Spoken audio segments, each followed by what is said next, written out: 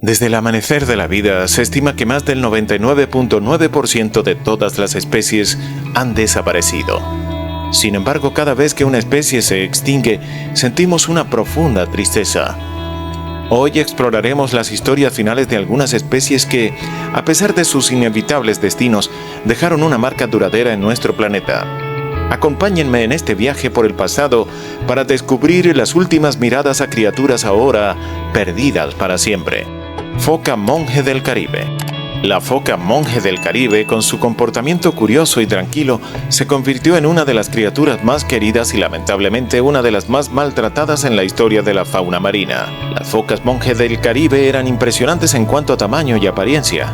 Los machos podían llegar a medir hasta 8 pies de longitud y pesar alrededor de 270 kilogramos. Sus cuerpos eran robustos y aerodinámicos, perfectos para nadar en las aguas cálidas del Caribe.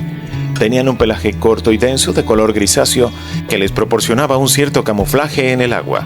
Sus ojos grandes y oscuros les daban un aire de inocencia y curiosidad, lo que los hacía aún más encantadores y vulnerables ante la amenaza humana.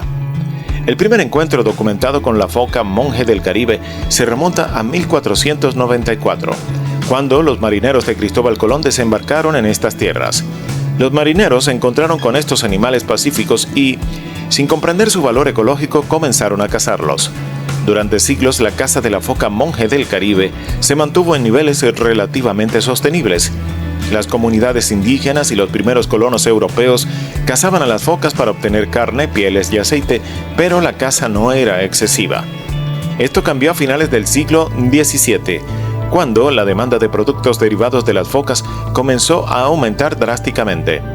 La intensificación de la caza de la foca monje del Caribe se produjo en el siglo XVIII, cuando la creciente industria de las plantaciones de azúcar demandaba grandes cantidades de aceite. El aceite de foca se utilizaba para alimentar las lámparas y como lubricante, lo que llevó a una caza masiva y sin control. Esta explotación comercial puso en peligro a la especie, ya que las focas eran cazadas en cantidades insostenibles sin considerar las consecuencias a largo plazo. Para la década de 1850, la población de la foca monje del Caribe había disminuido drásticamente. Las expediciones de caza habían reducido su número a niveles peligrosamente bajos. La última fotografía conocida de una foca monje del Caribe fue tomada en un zoológico en la década de 1910. Los últimos avistamientos en la naturaleza ocurrieron a mediados del siglo XX.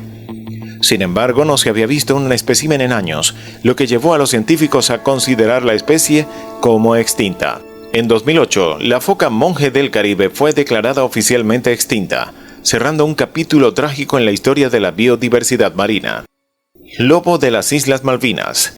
El lobo de las Islas Malvinas era una criatura única, siendo el único mamífero terrestre nativo de estas remotas islas del Atlántico Sur.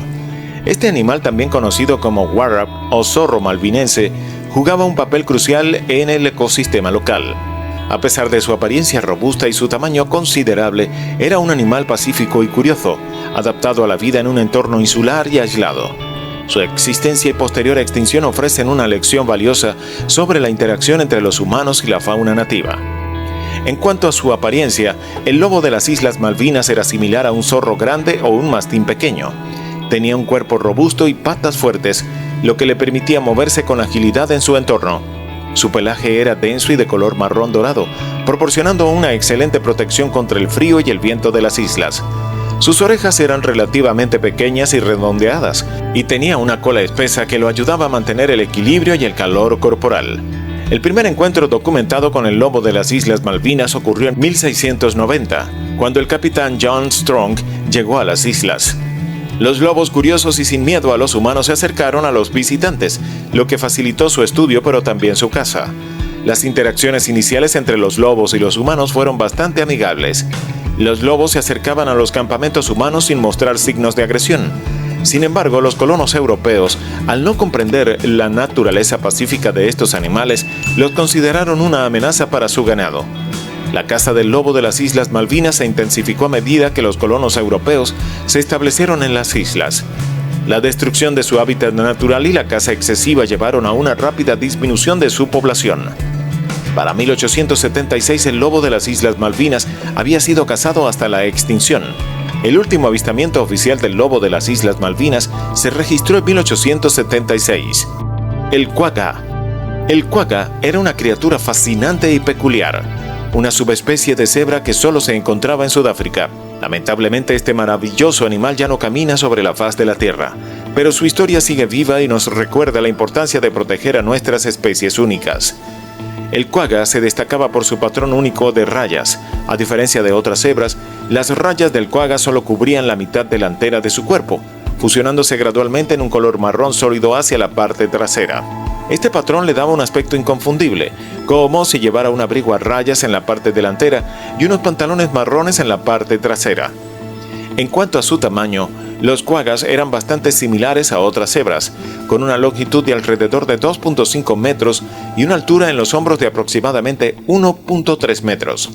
Era un animal robusto y elegante al mismo tiempo, una verdadera joya de la naturaleza.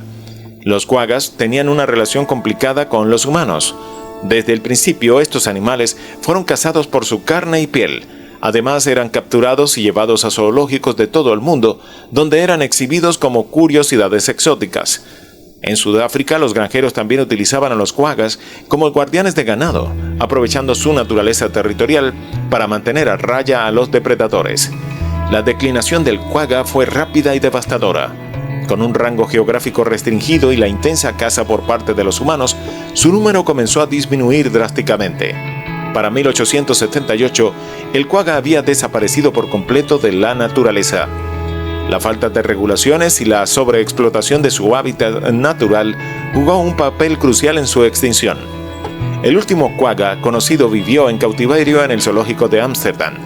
Esta criatura solitaria, un vestigio de una especie que una vez fue abundante, murió en 1883. En la década de 1930, el explorador italiano Attilio Gatti reportó haber avistado un quagga en el sur de África. Este avistamiento, aunque emocionante, fue altamente controvertido y nunca confirmado. Sección 4. El ciervo de Schomburgk. El ciervo de Schomburgk era una criatura elegante y majestuosa que habitaba las selvas y llanuras de Tailandia. Este ciervo, nombrado en honor al explorador alemán Sir Robert Schomburgk, era una de las especies más distintivas de la región. Su presencia en los densos bosques tailandeses añadía un toque de gracia y belleza al paisaje natural. Lamentablemente, como muchas otras especies, el ciervo de Schomburgk no pudo resistir las presiones de la modernización y la expansión humana. El ciervo de Schomburgk se distinguía por su pelaje oscuro y sus cuernos llamativos. Su cuerpo estaba cubierto por un pelaje de un color marrón oscuro, que le proporcionaba un excelente camuflaje en su entorno boscoso. Pero lo que realmente capturaba la atención eran sus cuernos, grandes, ramificados y elegantes, que se elevaban como coronas sobre su cabeza. La relación entre el ciervo de Schomburgk y los humanos fue, en gran medida, una historia de pérdida y destrucción. Con la modernización y la expansión agrícola en Tailandia, el hábitat natural del ciervo comenzó a reducirse rápidamente.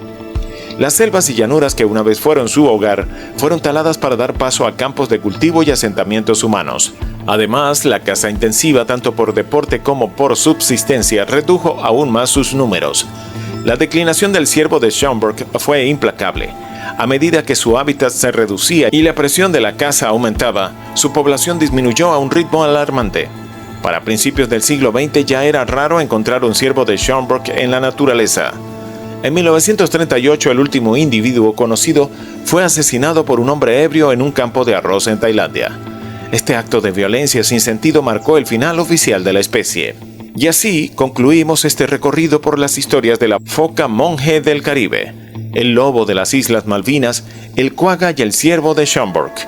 Si te gustó este video, no olvides darle like y suscribirte para más contenido sobre la maravillosa y a veces trágica historia de nuestra biodiversidad.